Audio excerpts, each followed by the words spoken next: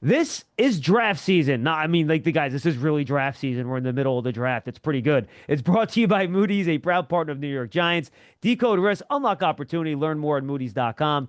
And that's what NFL teams tried to do on Thursday night, unlock opportunity and take advantage of those situations.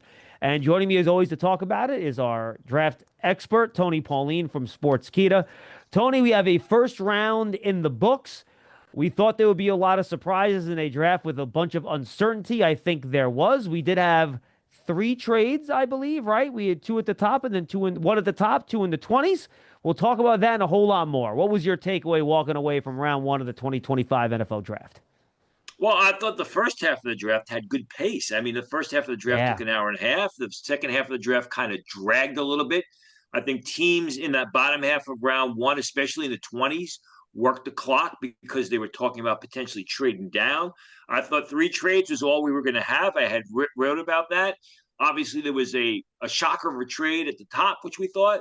Not too many. I mean, the guys that are left on the board, which we will get to at the end when we review the first round, really aren't shockers because we knew that there was a chance for reasons that we will get into that they could still be on the outside looking in when the first round was over. Absolutely. All right. Let's get into it, Tony. First pick overall, Cam Ward to the Tennessee Titans. We've talked about this a lot. Best quarterback on the board. The Titans were locked into him. And just hard when you don't have a quarterback to pass in a guy with as much talent as Cam Ward. I think the only surprising thing, if there was one, was Tennessee had said that they were going to market, they were going to shop that first pick. Evidently, there were reports that they received multiple offers, but they were stuck on Ward. And go back to the Shrine Bowl. We reported that the Ward was the number one quarterback. They need a quarterback. This is a new regime that has time, and that's the way they went. All right, pick number two. This is where the trade happened. Yeah. The Browns were going to have to be blown away, Tony. I think the trade out of Travis Hunter.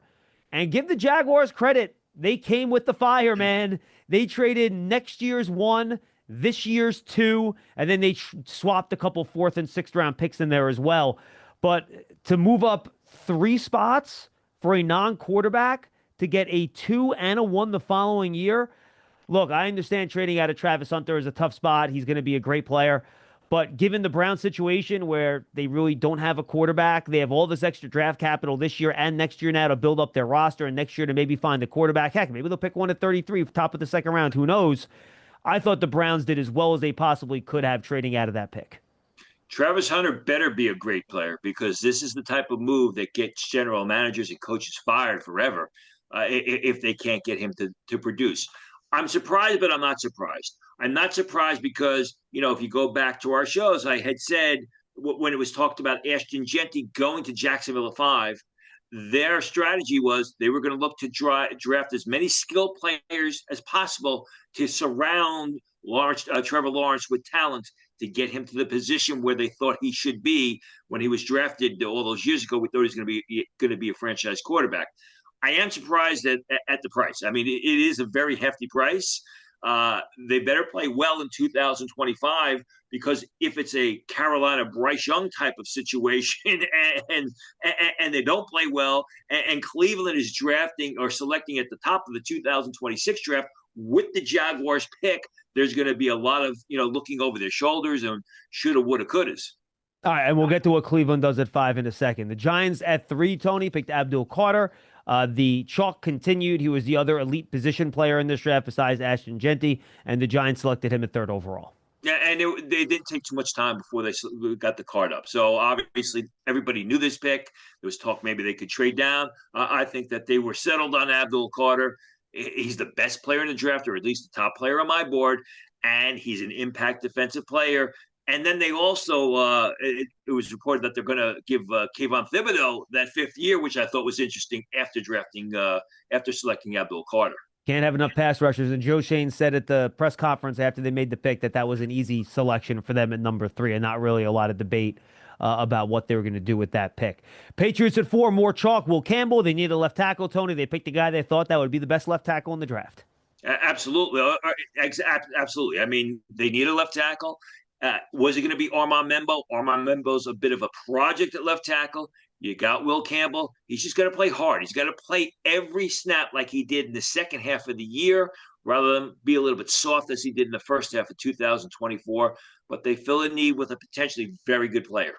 All right, and then the Browns selected number 5, Tony, and I thought maybe another trade down. You know, the Bears were apparently hot for Ashton Genty. And if you're going to move down to 5 and collect capital, why not? Is the player you're getting at 5 and 10 going to be that much different? Why not move down again? But obviously, nothing came to fruition. Either the Bears or nobody else was willing to go up to 5, or the Browns were wanting to stick and pick. And they got Mason Graham, the defensive tackle out of Michigan. For me, there was an next best position player on this board besides Genty. Really good player. Maybe he doesn't wow you physically and athletically, but his tape was as solid as it gets. And the fact is, we knew at some point in the draft, within the first day or two, that the Browns were going to look to add another pass rusher. We thought edge rusher, but what they did was they added a pass rusher on the inside. So, what that does is when Myles Garrett is double teamed on the outside, that could free things up for Mason Garrett, who is a playmaker. Like you said, doesn't have the great upside, but he's quick, he's explosive, he's very intense. He penetrates the line of scrimmage and disrupts the action. So they got pass rush, but they got it on the interior of the defensive line. And Giants fans, don't worry. We're going to talk about the second pick and more on what they did overall at the end here. But we want to get through all the picks first. And we do have a separate video over on our other feeds YouTube channel about a full half hour reacting to that Abdul Carter pick. If you're a Giants fan, go check that out. Raiders at 6. There are 3 truths in life, Tony. Death, taxes, and Pete Carroll drafted running backs. And he got the best one in this year's draft, Ashton Genty at number 6.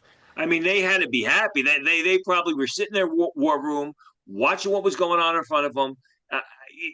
What was Cleveland going to make that pick? When Cleveland made that pick, I'm sure they were jumping up and down. This was a guy that we had known all along they wanted. We thought he may not be there because of Jacksonville.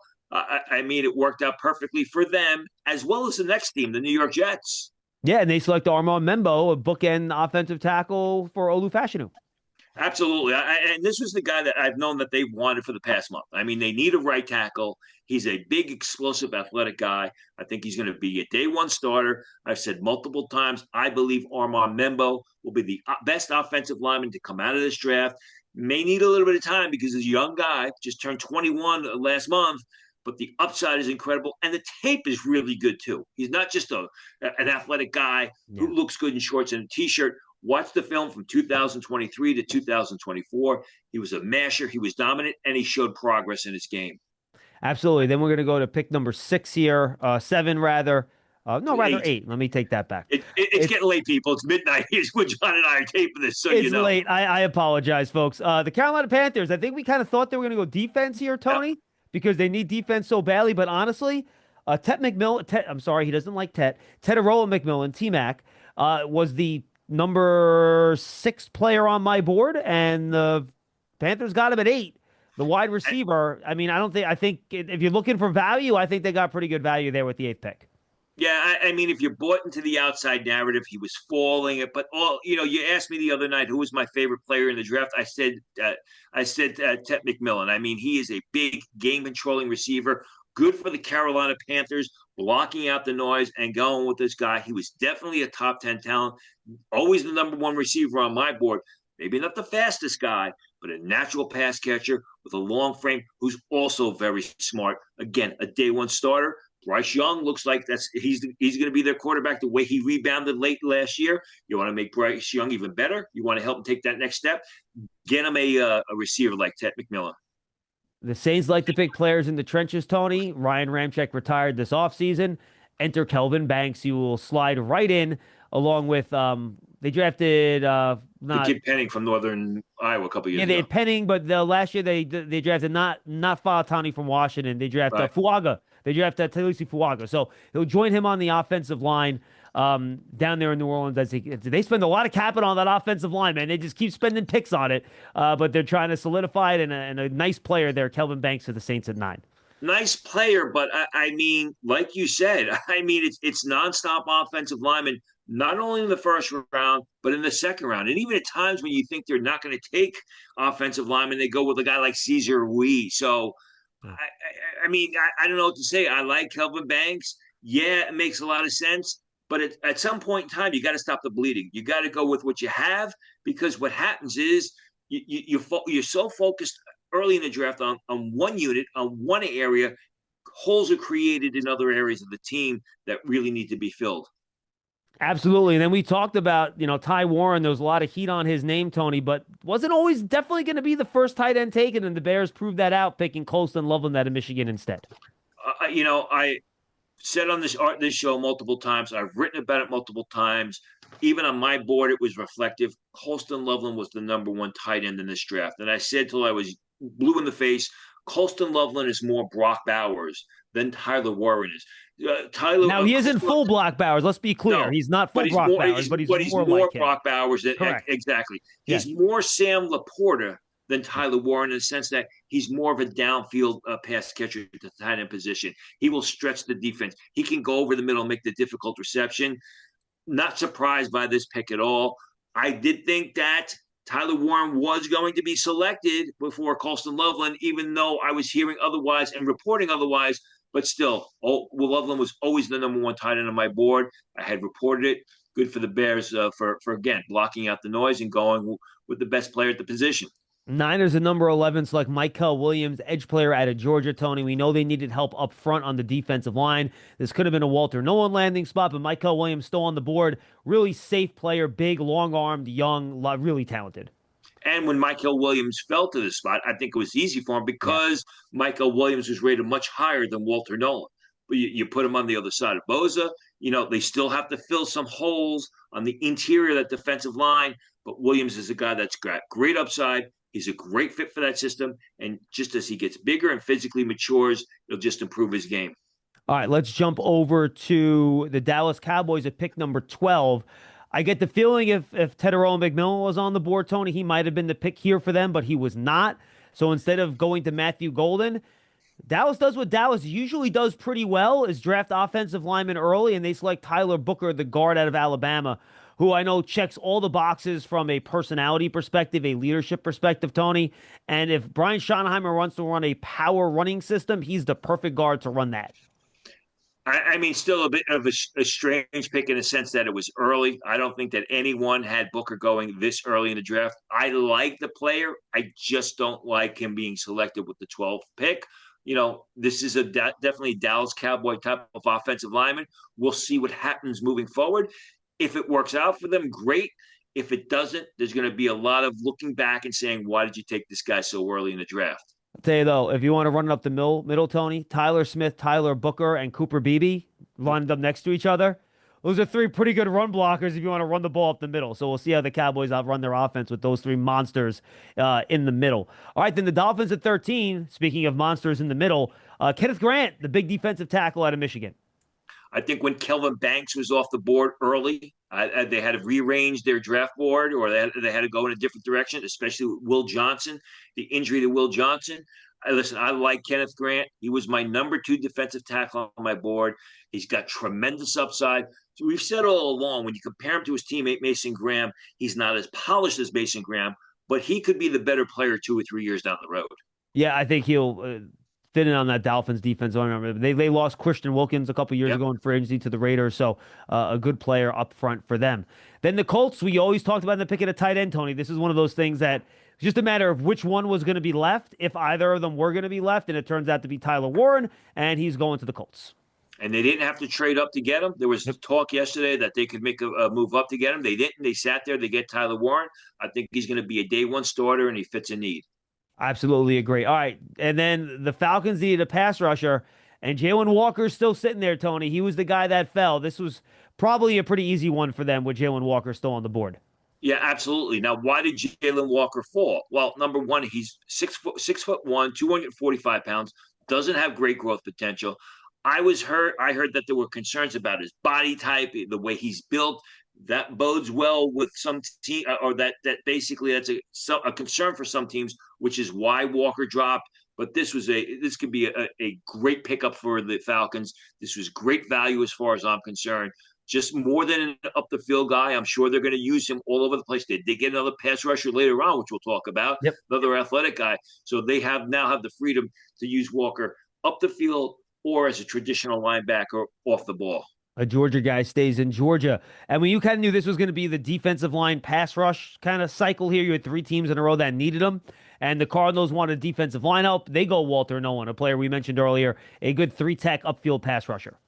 great fit for their system lineup. They use basically a three-man line, but they play one gap type of scheme up front. He's explosive. He's a playmaker. He's a penetrator. I thought he may go a little bit earlier than this, so it's also good value, and he's got a terrific amount of upside. With the questions around Trey Hendrickson and just frankly a pass rush to the Bengals that outside of Trey Hendrickson wasn't very good, Tony, they go Shamar Stewart, the boomer bust, super athletic, chiseled body pass rusher out of Texas A&M that just has trouble getting sacks. A lot of risk with this pick. I mean, this is like you said, boomer bust. If he's coached correctly and he learns to bend the edge and do the little things well, you could have a double-digit sack guy on your hand. Otherwise, you may end up looking for Vernon Golston. Ooh. Seattle Seahawks, pick number 18. You had them locked into Gray Zabel, Tony. You knocked this one out of the park. And they tried to trade down, which I knew they were going to try and trade down to get Gray Zabel. They weren't able to do it. So they just stood there. They took Zabel. Multi-purpose, versatile offensive lineman. Is going to start off at guard. People think he'll eventually move to center. I mean, hey, if one of your tackles goes down with injury, he can even kick out the tackle. I mean, a real good player. All right, let's go to the next selection here. The Tampa Bay Buccaneers, Emeka Egbuka to complement Chris Godwin and Mike Evans, just adding more to the riches of pass catchers for Baker Mayfield. Thought it was going to be a defensive player, safety, Malachi Starks, but you got to prepare for the future moving forward because Evans especially is getting a little bit long in the tooth there. This may be his last year. Egbuka can learn behind both of those guys and then hopefully, eventually become a dominant number one or number two receiver. I thought it was a good pick. Very polished pass catcher who should produce early as a rookie. Moody's is a proud partner of the New York Giants, uniting the brightest minds to turn today's risk into tomorrow's opportunities. Learn more at Moody's.com. Draft season, of course, is presented to you by Moody's. All right, Tony, let's jump next over to the Denver Broncos at 20. I think we all thought that Sean Payton might be looking for a weapon on offense here, but they decide to add to a strength, and they go with cornerback Jahdae Barron, pardon me, out of the University of Texas to help Patrick Surtain out there in the defensive backfield. You thought maybe Omarion Hampton. You thought maybe Matthew Golden to add some speed at the receiver position. They go with Barron, who I think will be a day one nickel, which is a position he really played most at Texas. You line him up in the slot. He's a talented cornerback. Just got to keep his focus on the field. And again, should be a day one starter. I think he looked pretty good outside in his final year, to be honest with you. But we'll have to wait and see how they decide to use him. And then the Steelers, just picking Steeler-type players. Both of us love Derek Harmon. He was my number 2 defensive tackle in the class after Mason Graham. I know he had some nicks and bruises, Tony. You reported this on our show on FAN on Wednesday night. But he does fall to 21 with the Steelers, but I think they were very happy to get someone to play next to Keanu Benton and Cam Hayward and eventually, hopefully, replace Hayward once he retires. They got to think of this position for the future. I mean, I guess the big story here is they passed on Shedeur Sanders. The reports were, as of yesterday, they were 50-50 which way were they going to go, a defensive lineman or Sanders. I understand I understand Harmon because he's got great upside. He's going to produce quickly as a rookie. You don't have to sit him on the bench as you would with Shedeur Sanders, and he fills a need, as you pointed out. Absolutely. Los Angeles Chargers, Tony, and they took the whole clock for this one, but I looked to our buddy Paul Dottino. I said, Paul, they're picking Omarion Hampton. Yep. Like, they signed Najee Harris to a one-year deal in the offseason. Jim Harbaugh wants to run the football, and Omarion Hampton is just like an Adonis. You look at him, he's built to play running back, and he is going to, do really well in that Chargers offense as their number one bell cow running back. I knew they liked him. I reported it a week and a half ago they liked him. I just didn't know he was going to be available to him because I thought that the Denver Broncos would take him 2 selections earlier. You mentioned Najee Harris on that one-year deal. I mean, this is definitely a Jim Harbaugh type of running back. I thought maybe Matthew Golden. I think what also happened is when all the defensive tackles were off the ball, that also pushed them towards Omarion Hampton. And then the Packers finally pick a first-one wide receiver, Tony. Finally, and they do it with the draft taking place in Green Bay. They select Matthew Golden, wide receiver out of Texas. And the way they announced him, the first wide receiver selected since 2002, because, Green Bay Packer fans have been going nuts screaming for a receiver, especially when Aaron Rodgers was the quarterback there, and they were taking second running backs and hybrid H-backs. And I mean, he's the speed guy. This is when I talk to people about the Packers taking Ibuka, they said no, they want more of a speed guy. I'm sure the Packers were pretty shocked, if not stunned, that Matthew Golden was still available to them when they were called to the clock. All right, and then we go to the Vikings at 24. I think both of us thought, given the amount of losses they've taken on the defensive side of the ball and how they've kind of had to patch things together, they would pick a defensive player here, Tony. But I know the Vikings want to run the ball better, so they picked Donovan Booker, the guard slash tackle, probably guard out of Ohio State, to bolster that offensive line. Well, you thought maybe cornerback, and Maxwell Yep. Hairston was still available, and Will Johnson was still available. So you thought that that may be the way that we're going to go. Obviously with Donovan Jackson, played tackle last year, or at least the second half of last year at Ohio State. Guard is his natural position. Did a great job coming back for another year at Ohio State after a disappointing 2023. He's a strong guy who can also play in his own scheme. So I think he's going to really fit that system really well if they run in Minnesota. All right, let's go to then the New York Giants traded up with the Texans for 25, sending pick 34, 99, and next year's 3 for pick number 25. And they select quarterback Jaxson Dart out of Ole Miss. Tony, your thoughts? I mean, I understand it. They didn't give away a whole lot to move up and get Jaxson Dart. He's not going to have to start right away. Most of the focus is going to be on Abdul Carter, so they can be patient with him. They can learn. They still have that selection early in round 3, so 65. hopefully they'll come away with another player they need, maybe a defensive tackle. Listen, moving back up into the first round and getting a quarterback and giving away what amounts to a third round pick is much better than taking a quarterback with the third pick as people had projected, or making a bigger move up. I thought it was a good move for a quarterback that's got upside, but is going to need time. And now he's going to have time to develop. And I think as a Giant fan, for Giant fans out there, they have to be pretty happy walking away with a guy that can be an elite pass rusher, and then a guy that, if he develops, has the potential to be a future starting quarterback for your team. And they didn't give away all that much to move up and get him. I mean, it was a third round pick. It was a late third round pick. And what else was it? And a third round next year. Yeah. So, I mean, and if you get a starting quarterback, it's well worth it. Absolutely. All right, let's go to the next selection, Tony, the Atlanta Falcons at 26.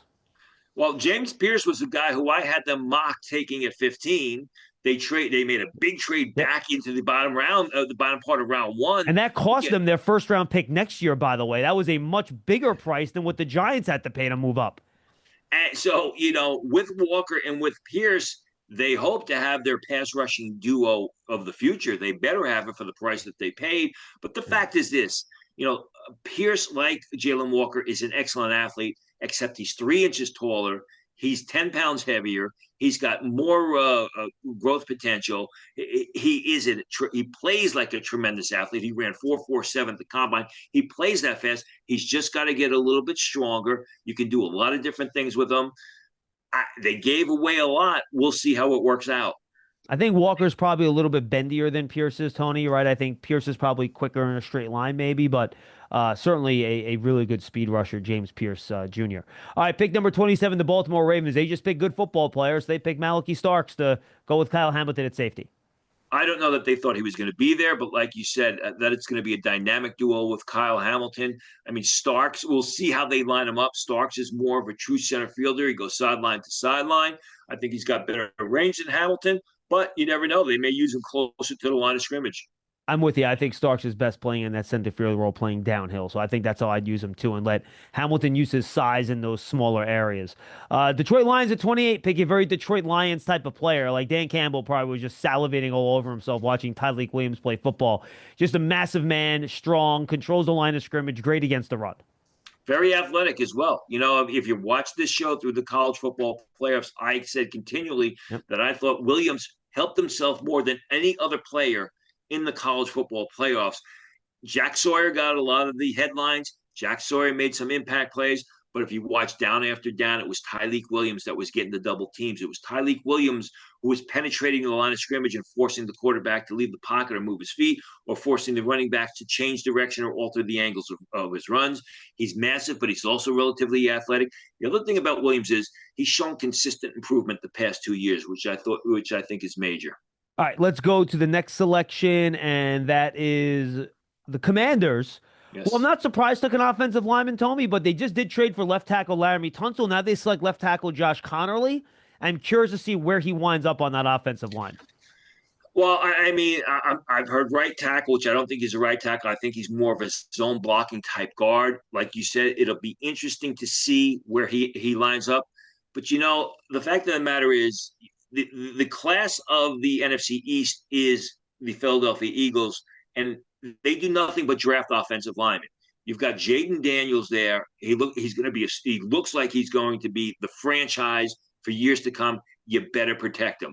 So I thought maybe receiver. I thought maybe a safety. They get another blocker who can protect their franchise quarterback. Understand the move completely. And I mean, I like Connerly. I don't know that he's going to be a left tackle. Let's wait and see where they line him up. But he's an outstanding blocker, and this was good value where he was on my board. Great value. I totally agree. Maxwell Hairston, cornerback out of Kentucky, the speedster to the Buffalo Bills, who desperately did need a cornerback. A Buffalo Bill type of cornerback. He's feisty. He's aggressive. He quickly rebounds from mistakes. He showed a developing game. There were some injury concerns, which is why he was pushed down to the 30th selection. But he's a great fit for that scheme. He's a confident guy, unlike Kerry Lam, who they took in the first round, who they traded in free agency to the Dallas Cowboys. Good selection. And then the Eagles take risks, Tony. They find talented players that might have some flags on them, red, yellow, red, white, and blue, whatever type of flag you might be talking about, and they pick them anyway. Jahad Campbell, who in a lot of people's mind was a legit, top 15 player in this class, was sitting there at 32, and Harry Roseman grabs him for the Eagles. Well, he moved up a spot. He flip-flopped with the Kansas City Chiefs, moved up. And there were reports that he was trying to move up into the 20s to get Jahad Campbell. But the fact is this, Campbell may have his rookie season interrupted by the shoulder injury. He may need another procedure, and he may be out for a bit of time. But I don't know if the Eagles need him to play next year. Right. So you gave away a late-round pick. You get a guy who 2 or 3 years down the road, once he's healthy, can be a dominant off-ball linebacker. This just fits what Harry Roseman does and does so well year after year, or I should say draft after draft. Give away late-round picks. There's not enough room on your roster for those guys in the 5th, 6th, and 7th round to make the roster. Trade it away, move up, and get a guy like Jahad Campbell who, if he's not going to be ready or he's not going to be full speed in 2025, you may not need him. Wait till 2026, and you got that 5th-year option on him. Yeah, and they'll have a bunch of comp picks next year for the guys they lost in free agency like Milton Williams and Josh Sweat and those guys. So they'll have plenty of picks next year. So sacrificing a late-round pick is not a big deal. And like you said, Tony, they don't need guys to play now. So pick a guy. If you have to deal with injury for a while to get a star later on, I think it makes sense to do that. All right, let's take a look at the guys that are left, Tony. The guys on my board that are ranked high.